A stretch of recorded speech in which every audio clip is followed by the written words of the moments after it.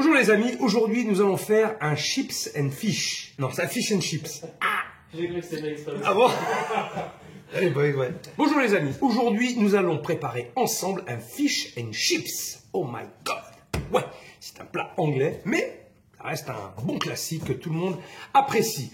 Et en plus, comme je le dis dans mon livre, ça permet d'utiliser toutes les parties du poisson. Ok?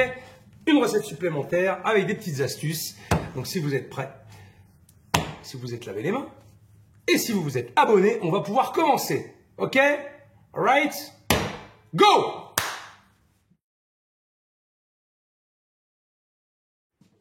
La liste des ingrédients est en description en bas de la page. Alors on va commencer par désarrêter le cabillaud. Alors on peut prendre d'autres poissons, bien sûr, hein, plutôt des poissons à chair blanche, le merlu, le merlan, ça marche bien aussi. Voilà, mais il y aura toujours un petit peu d'arête, forcément à enlever. Alors je le fais avec dans un petit bol avec de l'eau. Il n'y en a pas beaucoup dans le cabillaud, mais elles sont chiantes à retirer. Voilà, ça y est, c'est fait. Alors j'ai un petit bol avec de l'eau, justement, c'est plus facile pour faire tomber les arêtes. Pour détacher les arêtes de la pince à arêtes. Alors là, je mets mon poisson à sécher, bien comme il faut.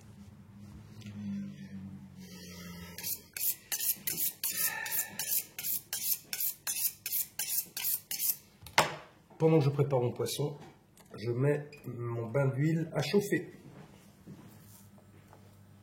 Et je vais enlever la peau. Alors vous pouvez demander au poissonnier aussi hein, de le faire, hein, d'enlever la peau, c'est plus facile. Mais sinon, je fais ça avec un filet de sole. Voilà, j'enlève la peau délicatement.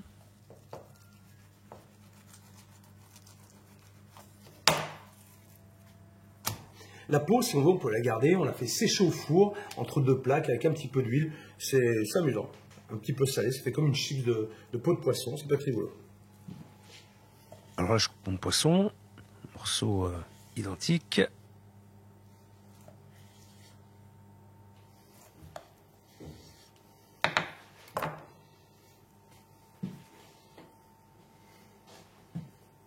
Et ensuite, je vais assaisonner avec du sel et du piment d'Espelette, bien sûr. Vous avez vu, j'assaisonne toujours de très haut pour bien répartir le sel ou le piment d'Espelette, hein, pour pas faire d'état.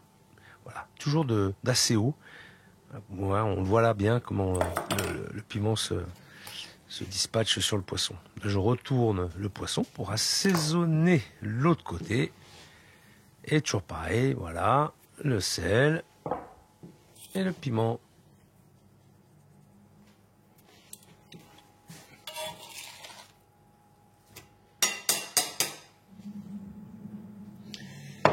Là, j'ai ma pâte à tempura. Mais ça, je vous l'avais déjà montré, rappelez-vous, sur une précédente vidéo. Donc, vous faites la même. Et sinon, la recette est dans mon livre.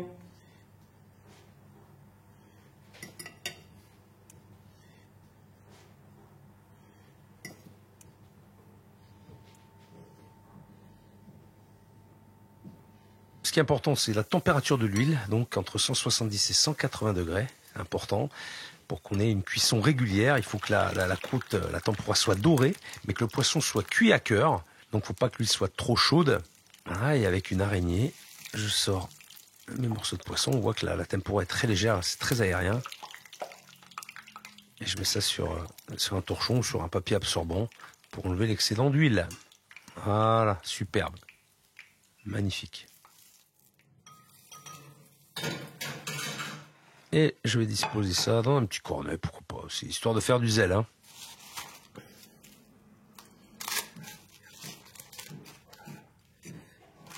Un peu là, voilà. Un peu froissé comme ça. Voilà. Ben, j'en ai fait qu'un. Mais maintenant, vous savez faire le fish and chips. Gordon Ramsay n'a qu'à bien se tenir. Hein? Vous avez vu, c'est facile. Vous pouvez accompagner ces fish and chips avec une bonne sauce tartare et des frites. Les recettes sont dans mon livre. Mayonnaise, vous rajoutez un peu de capre, un peu de cornichon, un peu de persil, un peu de vinaigre de xérès. Et ça fait l'affaire. Voilà, vous n'avez plus qu'à vous régaler avec une petite bière. Bah, des frites, pourquoi pas, hein, puisqu'on est dans la friture, allons-y. Et passez une bonne soirée, dans un petit match de rugby, ça le fait. Allez, à bientôt pour la prochaine vidéo. Salut! Pour vous équiper avec du matériel de qualité, tout ce que j'utilise est disponible sur ma boutique en ligne. Pour ne louper aucune vidéo et devenir de vrais chefs, abonnez-vous en cliquant sur ma tête. Et pour ceux qui ont loupé ma dernière vidéo, c'est juste là.